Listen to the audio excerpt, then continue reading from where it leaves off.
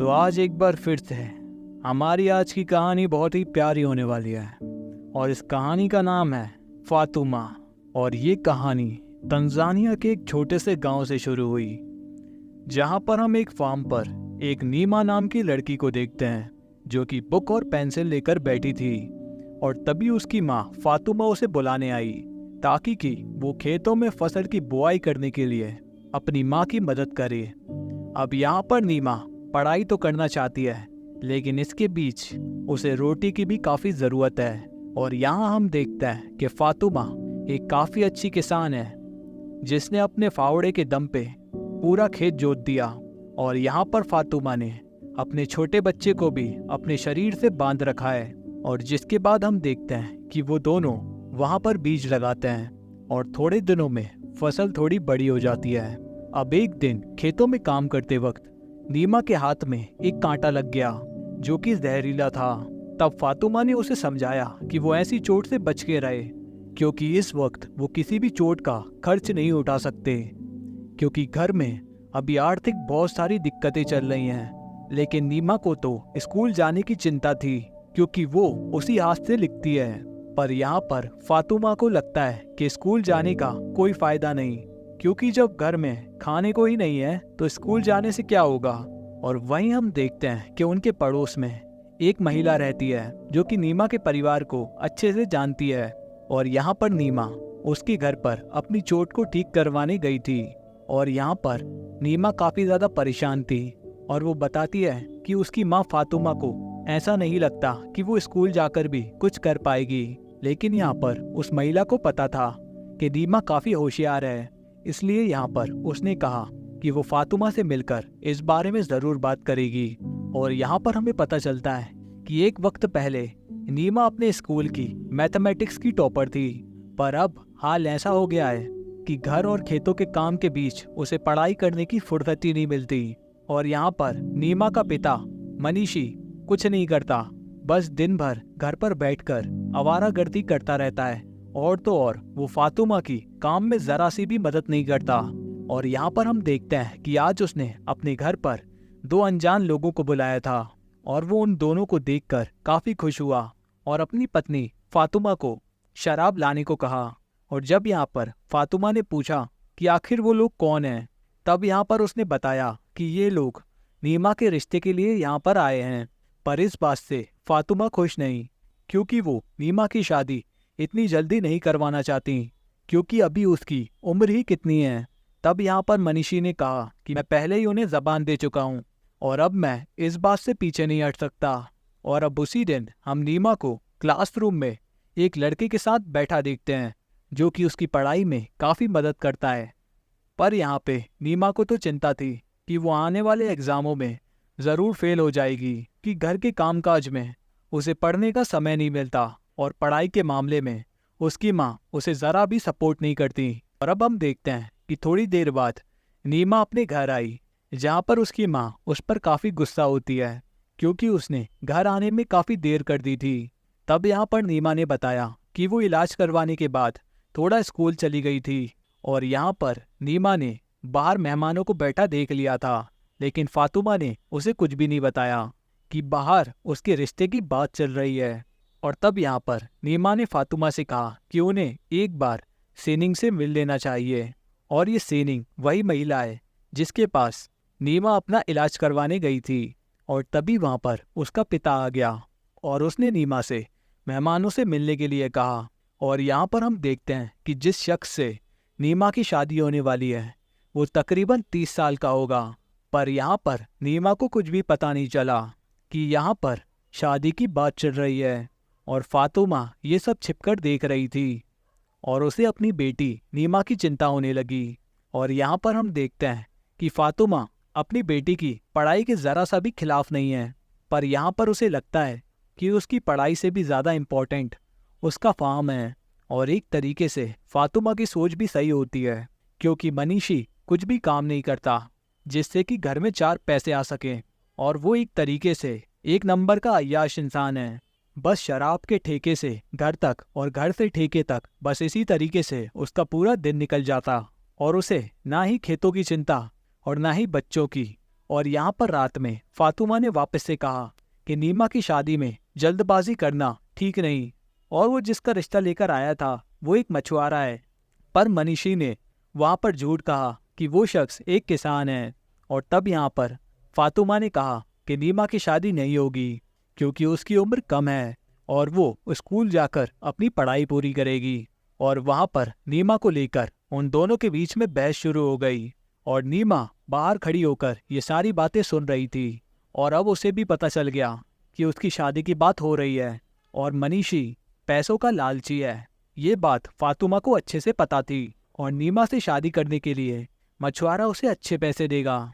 और रात को हम देखते हैं कि मनीषी एक अनजान लड़की के घर में बैठा है और इस लड़की का नाम शीना है, जो कि उस बार में काम करती है जहाँ पर मनीषी शराब पीता है और घर में पत्नी और बच्चे होने के बाद भी वो प्रोस्टिट्यूट से संबंध बनाता है। और यहाँ पर मनीषी ने अय्याशी करने की सारी हदें पार कर रखी थी। और यहाँ पर शीना ने कहा कि वो शहर जाकर पढ़ाई करना चाहती है और उसे होटल मैनेजमेंट करके एक अच्छी सी नौकरी करनी है, जिसके लिए उसे 1 मिलियन की ज़रूरत है। अब इतने पैसे सुनकर मनीषी का गला सूख गया और तब उसने कहा कि मेरी पत्नी और 4 बच्चे हैं, मैं इतने पैसे कहाँ से लाऊंगा। और तब ना सुनते ही शीना ने भी अपना रंग दिखाना शुरू कर दिया और तब उसने कहा कि अगर उस पे पैसे नहीं हैं तो ये दरवाजे भी उसके लिए बंद हैं। और तब मनीषी शीना के आगे गिड़गिड़ाने लगा और उसने उसको छूने से भी मना कर दिया। और तब मनीषी को चिंता होने लगी और यहाँ पर हम नीमा को एग्जाम में बैठा हुआ देखते हैं, जहाँ पर वो चिंता में थी क्योंकि उसके पिछले एग्जाम भी अच्छे नहीं गए।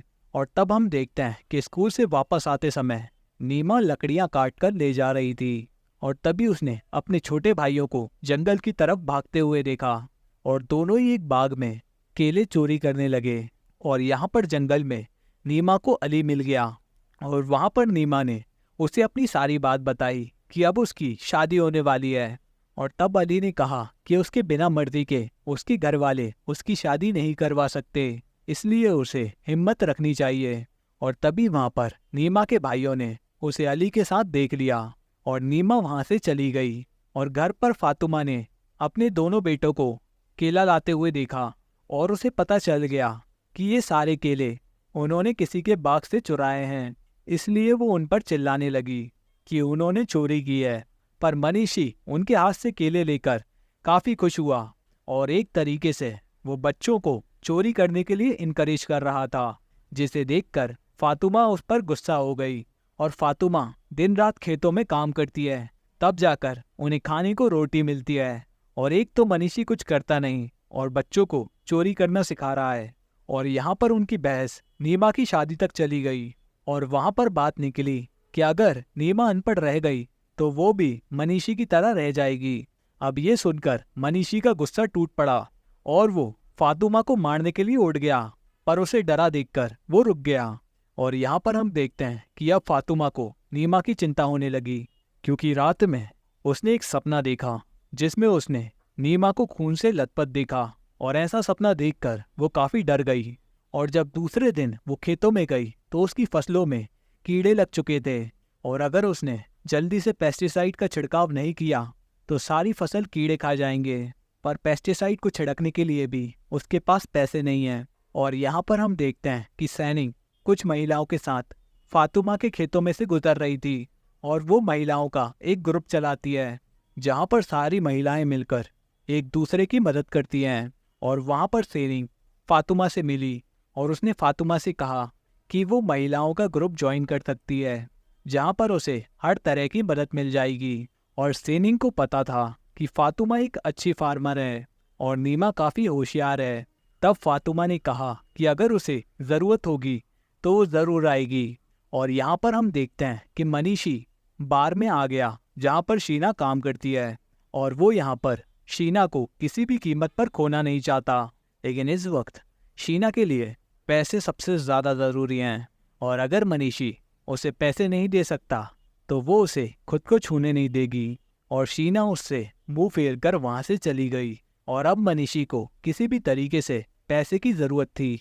और यहाँ पर हम देखते हैं कि अब मनीषी घर आकर पैसों का हिसाब करने लगता है जो कि उसे नीमा की शादी में मिलने वाले थे। पर वो पढ़ा लिखा नहीं, जिस वजह से वो ढंग से हिसाब भी नहीं कर पा रहा था। और तब उसने हिसाब करने के लिए नीमा को बुलाया और नीमा की शादी में उसे 6 गाय मिलेंगी, जिन्हें बेचकर तकरीबन उसे 2.5 मिलियन मिल जाएंगे। और अब इस बात का पता लगने पर फातिमा काफी नाराज हुई, क्योंकि मनीषी कुछ काम तो करता नहीं और बस उसे शॉर्टकट तरीके से ही पैसे चाहिए। और तब उसने अपने ही फार्म से एक मुर्गा चुराया और शीना के घर चला गया उसे मनाने के लिए। और यहाँ पर मनीषी तकरीबन उसकी पिता के उम्र का था, और यहाँ पर वो उससे कहता है कि वो जल्द ही पैसों का इंतजाम कर देगा। और यहाँ पर शीना भी काफी चालबाज लड़की थी, जो कि सिर्फ मनीषी का फायदा उठा रही थी, और उसने मनीषी को घर से वापस लौटा दिया, ये कहकर कि जब उसके पास पैसे हो जाएं तब यहाँ पर लौट आना। और अब यहाँ पर एक दिन फातिमा ने देखा कि खेतों में उसकी फसल सड़कर गिर रही है, और अगर अब उसने जल्दी पेस्टिसाइड का छिड़काव नहीं करवाया तो फसल के साथ उसकी सारी मेहनत भी बर्बाद हो जाएगी। और यहाँ पर सेनिंग ने सभी महिलाओं से कहा कि वो थोड़ा थोड़ा पैसा करके फातिमा की मदद करें, ताकि कि वो खेतों में छिड़काव कर सके, और जब उसकी फसल बिकेगी तो वो सभी के पैसे लौटा देगी। लेकिन पहले तो सभी महिलाओं ने मना कर दिया, क्योंकि फातिमा आज से पहले यहाँ पर कभी नहीं आई, पर आज जब उसे ज़रूरत है तो वो यहाँ पर आ गई। पर फातिमा की रिक्वेस्ट करने पर सारी महिलाएं मान गईं, और दूसरे ही दिन फातिमा ने अपने खेतों में छिड़काव करवाना शुरू कर दिया। और यहाँ पर हम स्कूल में देखते हैं, जहाँ पर नीमा की टीचर ने नीमा से कहा कि उसके एग्ज़ाम में पहले से भी कम मार्क्स आए हैं, और अगर अब उसने फाइनल एग्ज़ाम में मेहनत नहीं की तो वो फेल हो जाएगी। अब इस बारे में उसने अपने दोस्त अली से डिस्कस किया, क्योंकि शायद नीमा की ज़िंदगी भी उसकी माँ की तरह हो जाएगी, और उसे भी एक ऐसा ही पति मिलेगा जो कि उसकी बिल्कुल भी केयर नहीं करेगा, ठीक उसके पिता मनीषी की तरह। तब यहाँ पर अली ने उसे यहाँ पर सुझाव दिया कि क्यों ना वो शहर भाग चलें, क्योंकि वहाँ पर उसके अंकल रहते हैं जो कि दोनों की मदद कर देंगे। पर नीमा इस तरीके से अपने परिवार को छोड़कर नहीं जा सकती, और उसे सोचने के लिए कुछ समय चाहिए। और यहाँ घर पे हम देखते हैं कि लड़के का पिता मनीषी से मिलने आया होता है, और वो उससे कहता है कि मैं शादी होने के बाद ही तुम्हें गाय दूंगा। पर मनीषी ने कहा तुम मुझे गाय के बदले पैसे दे दो, पर वो शख्स पैसे देने को राजी नहीं। और यहाँ पर हम देखते हैं कि खेतों में छिड़काव के बाद फसल में सुधार आ गया, और कुछ ही दिनों में फसल तैयार हो जाएगी। वहीं गांव में एक विक्रेता है जिसे कि लोग अपनी फसल बेचा करते थे, और उसका नाम केदेबू है। और यहाँ पर मनीषी उससे मिलने आया, और उसने केदेबू से कहा कि वो अपनी सारी फसलें बेचना चाहता है। और ये सब मनीषी फातिमा को बिना बताए कर रहा था, लेकिन केदेबू ने कहा कि मैं छोटी डील्स नहीं करता। पर मनीषी ने कहा कि एक बार आकर देख लेना, उसके बाद ही फैसला करता। और उसने शाम को आने को कहा, क्योंकि उस वक्त मनीषी की पत्नी घर पर नहीं होती। और यहाँ पर पता चला कि मनीषी अपनी पत्नी की मेहनत को पूरी तरीके से बर्बाद करने जा रहा है। और यहाँ पर फातिमा खेतों में बैठकर अपनी फसल की तरफ देख रही है, क्योंकि इसे उगाने में उसने दिन रात एक किए थे। और तब मनीषी उसके पास आकर बैठा, पर उसने फातिमा को इस बारे में कुछ नहीं बताया कि उसने बिना फातिमा की जानकारी के सब कुछ बेचने का प्लान पहले ही बना लिया है। और यहाँ पर फातिमा ने उसे बताया कि इस साल फसल काफी अच्छी हुई है, जिसे बेचकर हमें काफी पैसे मिलेंगे। और यहाँ पर हम देखते हैं कि शाम को केदेबू फार्म पर आया, और उसने फसल को देखा और कहा कि ये मेरी सोच से काफी कम है, और मैं तुम्हें इसके ज्यादा पैसे नहीं दे सकता। और केदेबू काफी होशियार आदमी था, और वो वहां से वापस जाने लगा। पर मनीषी ने उसे रोक लिया, और उसने कहा कि तुम इसके कितने दे सकते हो। और केदेबू ने अपना फोन निकालकर उसे दिया, और उसने कहा कि इस फसल के बदले मैं तुम्हें ये फोन दे सकता हूँ। लेकिन मनीषी के ज्यादा गिड़गिड़ाने पर उसने उसे 1 मिलियन और ऑफर किया। और अब मनीषी के पास वैसे भी कोई और रास्ता नहीं था, और उसे शीना को देने के लिए बस 1 मिलियन ही तो चाहिए थे। और तभी वहां पर मनीषी ने डील डन कर दी। और दूसरे दिन नीमा के छोटे भाई ने फातिमा को बता दिया कि नीमा के टीचर ने बताया है कि नीमा इस साल एग्जाम में फेल हो जाएगी। और ये सुनकर फातिमा को काफी आश्चर्य हुआ। तब नीमा ने कहा कि वो सारा दिन तो खेतों में काम करने में निकाल देती है, उसे पढ़ने का वक्त ही नहीं मिलता। ऊपर से शादी की टेंशन अलग, और इन्हीं सब में उलझकर वो पढ़ाई नहीं कर पा रही है और ना तो उसकी माँ ने उसकी शादी रोकने के लिए कुछ किया। और ये सब सुनकर फातिमा भी काफी परेशान थी, लेकिन अकेले वो आखिर क्या क्या करे, उसे कुछ समझ नहीं आता। और रात में जब नीमा पढ़ाई कर रही थी तो वहाँ पर अली आ गया और नीमा उससे मिलने गई। और तब अली ने बताया कि मैं 2 दिनों बाद यहाँ से शहर जा रहा हूँ, अगर तुम भी चलना चाहो तो मेरे साथ आ सकती हो, और अगर उसे वापस आना हो तो वो वापस भी आ सकती है। और अली ने यह फैसला नीमा के ऊपर छोड़ दिया और नीमा काफी सोच में थी, इसलिए उसने कुछ जवाब नहीं दिया। और दूसरे दिन हम देखते हैं कि फातिमा महिलाओं के ग्रुप के साथ बैठी थी और वहां पर सैनिक ने एक शख्स को बुलाया था जो कि मोबाइल में एक साइट पर देखकर उन्हें उनकी फसल की कीमत बताएगा। और उसने बताया कि फातिमा को इस फसल के पूरे 3 मिलियन मिल जाएंगे। और ये सुनकर वो काफी खुश हुई क्योंकि इससे उनकी काफी मुश्किलें हल हो जाएंगी। लेकिन फातिमा को क्या पता था कि मनीषी तो पहले ही फसल का सौदा कर चुका है। और यहाँ पर हम देखते हैं कि मनीषी को केदेबू से पैसे मिल चुके थे और वो शीना का एडमिशन करवाने शहर आ गया। और वहाँ पर वो कॉलेज के लड़कों को देख अजीब से इशारे कर रही थी, जिससे पता चलता है कि वो कितनी घटिया लड़की है। और अब वहाँ पर मनीषी ने पैसे जमा किए और जब मनीषी ने उसे उसके साथ वापस आने को कहा तो शीना ने मना कर दिया और उसने कहा कि वो आज यहीं पर रुकेगी। मतलब कि पैसे लेते ही उसने अपना असली रंग दिखाना शुरू कर दिया। और वैसे भी शीना तो एक बार में काम करने वाली लड़की थी जिसके लिए सबसे पहले पैसे आते हैं, और पैसे के लिए वो मनीषी के साथ सो सकती है तो वो किसी और के साथ भी सो सकती है। और अब यहाँ पर मनीषी को भी एहसास होने लगा कि उसने शायद बहुत बड़ी गलती कर दी है, पर अब बहुत देर हो चुकी थी। और जब वो घर आया तो फातिमा ने उसे उदास देखा, लेकिन अब मनीषी में इतनी हिम्मत नहीं थी कि वो कुछ भी बोल पाता। पर यहाँ पर फातिमा काफी खुश थी क्योंकि फसल के अच्छे पैसे जो मिलने वाले थे, इसलिए आज रात वो मीट बना रही थी। पर अब यहाँ पर मनीषी को एहसास होने लगा अपनी गलतियों का, और उसने अपने बच्चों की तरफ ध्यान से देखा जिनकी की वो कभी फिक्र नहीं करता था। पर वो डर भी रहा था क्योंकि जब इस बारे में फातिमा को पता चलेगा तो उसका रिएक्शन क्या होगा। और वो यहाँ पर खाना भी बेमन से खा रहा था। और अब यहाँ पर फातिमा को भी लगता है कि कुछ तो गड़बड़ है जो कि वो किसी से बता नहीं रहा। और यहाँ पर वो रात को शराब पीने बार में चला गया। और यहाँ पर फातिमा और नीमा मिलकर भविष्य के सपने सजा रहे थे। और रात को मनीषी की फोन पर केदेबू का फोन आया, और जब नीमा ने फोन उठाया तो उसने कहा कि अपने पिता से कह देना कि कल मैं आ रहा हूँ, पर उसने बताया नहीं कि वो किस लिए आ रहा है। और यहाँ पर हम देखते हैं कि मनीषी ने उस रात बहुत शराब पी और उसे हर जगह बस शीना ही नजर आ रही थी, वो भी गैर पुरुषों के साथ नाचते हुए। और यहाँ पर शीना तो वैसे ही बेवफा निकली, लेकिन मनीषी भी अपने नाड़े का ढीला आदमी था जिसने कि उसे इस मोड़ पर लाकर खड़ा कर दिया। और सुबह हम देखते हैं कि नीमा अपना बैग पैक कर रही है यहाँ से भागने के लिए, इसलिए वो रोने लगी। और तब उसने छुपके से देखा कि उसकी माँ बाजार जा रही थी। और तब नीमा ने जाकर अपनी माँ से बात की कि उसके पिता रात से घर नहीं आए, कुछ ठीक नहीं लग रहा। पर उसकी माँ बाजार जाने लगी ये कहके कि वो जल्दी घर आ जाएंगे और चिंता करने की कोई जरूरत नहीं। और तब नीमा अपनी माँ से जाकर गले मिली और वो बताना चाहती थी कि वो अपनी माँ से बहुत प्यार करती है। और यहाँ पर हम देखते हैं कि केदेबू 20 आदमियों को लेकर फार्म पर आ गया फसल की कटाई करने, और सभी के सभी फसल काटने लगे। और यहाँ पर मनीषी शीना के घर आया और उसने देखा कि घर के बाहर सामान पैक करके रखा है। और तभी वहाँ पर शीना एक शख्स के साथ आ गई और मनीषी को वहाँ देखकर चौंक गई, और वो शीना का बॉयफ्रेंड था। और तब मनीषी को भी पता चल गया कि उसके साथ धोखा हुआ है, और उसके सारे पैसे भी शीना ने जब्त कर लिए। और वो वहाँ पर शीना से अपने पैसे मांगने लगा, लेकिन तभी उस शख्स ने मनीषी के सर पर रॉड से मारा और मनीषी वहीं पर बेहोश हो गया।